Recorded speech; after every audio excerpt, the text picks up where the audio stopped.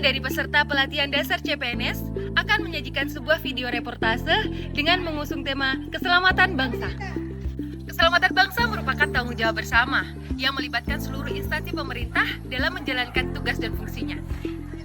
Dalam kesempatan kali ini, kami akan melakukan wawancara terhadap beberapa stakeholder dari instansi imigrasi maupun pemasyarakatan untuk mengetahui peran mereka dalam menjaga keselamatan bangsa.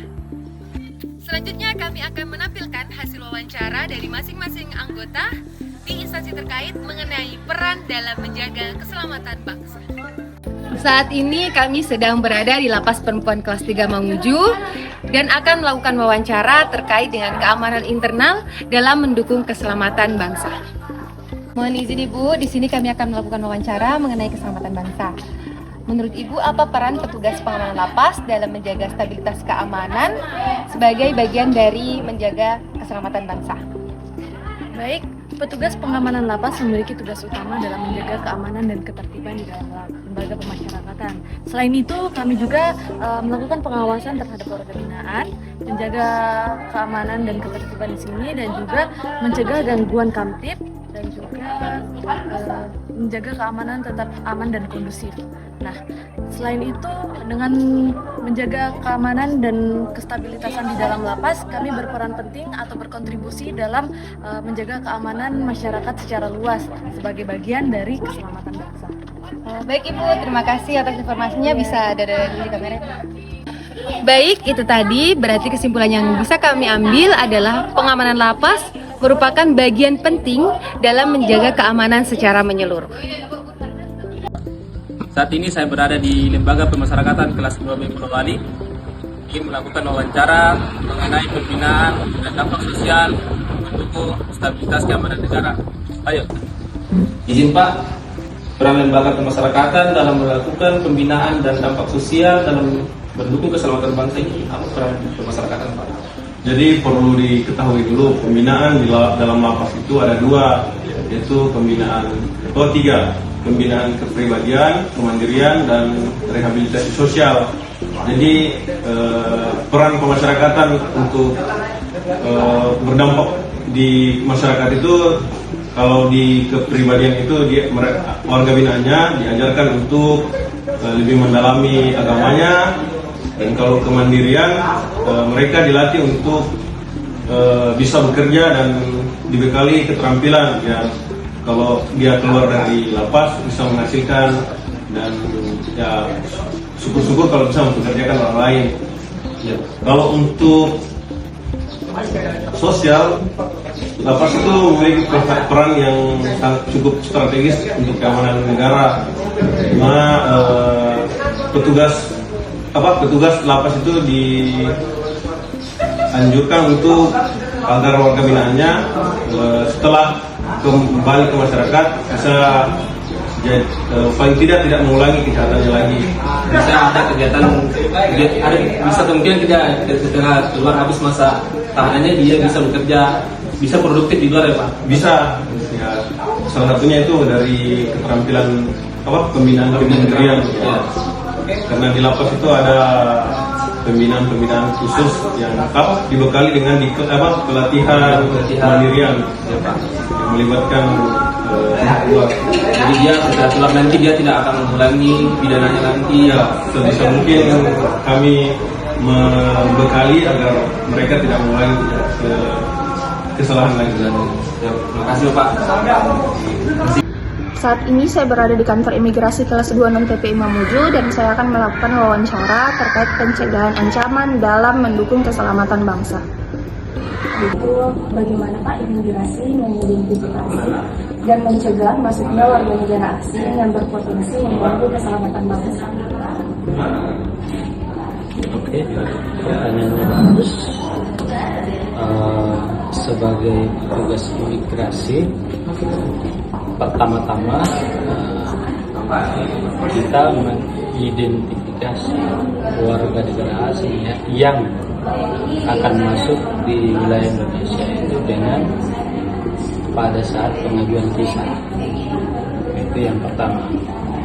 Setelah pengajuan visa dan visanya dia selesai, dia akan melakukan perjalanan ke wilayah Indonesia, baik itu melalui laut, lintas batas, dan udara. Setelah mereka memasuki wilayah perbatasan, maka kita akan memeriksa visanya, memeriksa paspornya, izin tinggalnya. Setelah izin tinggalnya memenuhi syarat, maka kita akan tanyakan lagi tujuannya apa, kan?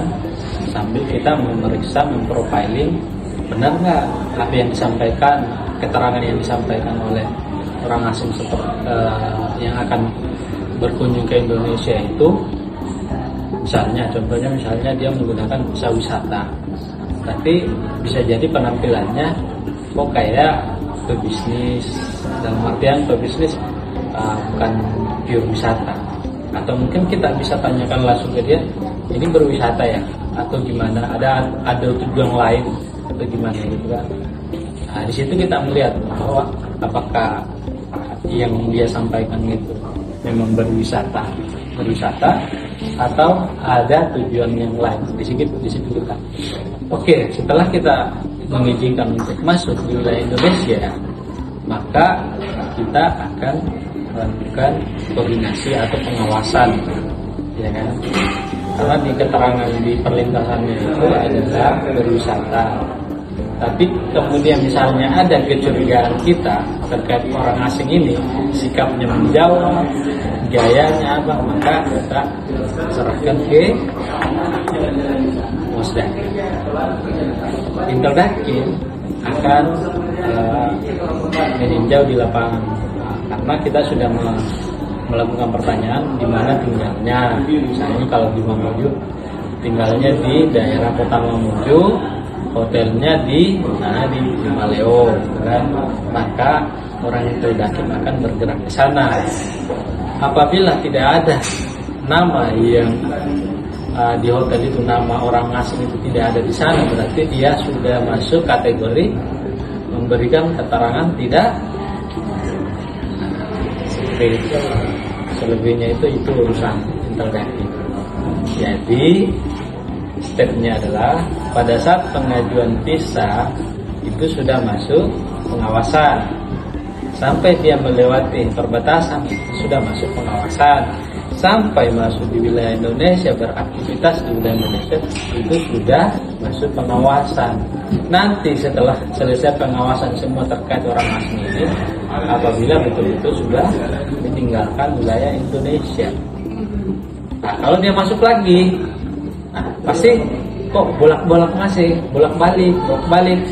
Nah, sudah banyak kecurigaan, ada apa? Kok liburan terus, misalnya dalam rentang waktu 1 bulan, berarti sudah ada indikasi, oh ini kok keluar masuk ada.